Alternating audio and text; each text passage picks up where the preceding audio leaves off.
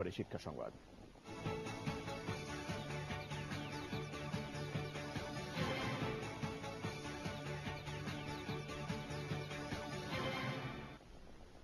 পাবনায় পরিত্যক্ত ঘোষণা করা ৯১টি সরকারি প্রাথমিক বিদ্যালয়ে শিশুরা ঝুঁকি নিয়ে ক্লাস করছে। কোনো কোনো বিদ্যালয়ে প্রয়োজনীয় বেঞ্চ না থাকায় শিক্ষার্থীদের মেঝেতে বসে ক্লাস করতে হচ্ছে। আখতারুজ্জামান আক্তারের রিপোর্ট। ১৯৪০ সালে প্রতিষ্ঠার পর পাবনার ভাঁজপাড়া সরকারি প্রাথমিক বিদ্যালয়টির ৩ কক্ষের একটি ভবন পুরোপুরি পরিত্যক্ত অবস্থায় রয়েছে। শিক্ষকদের বসার কক্ষে পার্টিশন দিয়ে মেঝেতে বসে ক্লাস করছে শিশুরা।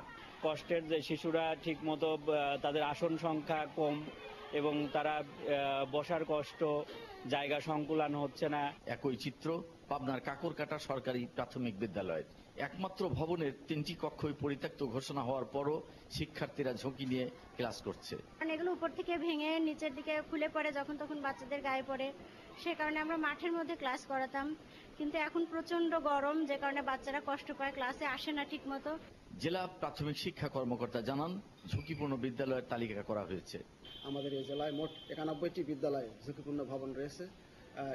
কিছু কিছু বিদ্যালয়ে বিকল্প ব্যবস্থাপনায় অন্যান্য ভবনে পাঠদান কার্যক্রম চলমান আছে, কিন্তু কিছু বিদ্যালয়ের ভবন অত্যন্ত ঝুঁকিপূর্ণ অবস্থায় আছে। সেখানে সরকারের তালিকা অনুযায়ী বিদ্যালয় পুনর্নির্মাণ বা নতুন ভবন নির্মাণ করলে মানসম্মত পাঠদান নিশ্চিত করা সহজতর হবে বলে আমি মনে করি। দুর্ঘটনা বা অপ্রীতিকর ঘটনার আগেই পরিত্যক্ত বিদ্যালয়গুলো মেরামত করে শিক্ষার সুষ্ঠু পরিবেশ দ্রুত ফিরিয়ে আনা হবে, এমন প্রত্যাশা শিক্ষক, শিক্ষার্থী, অভিভাবকদের।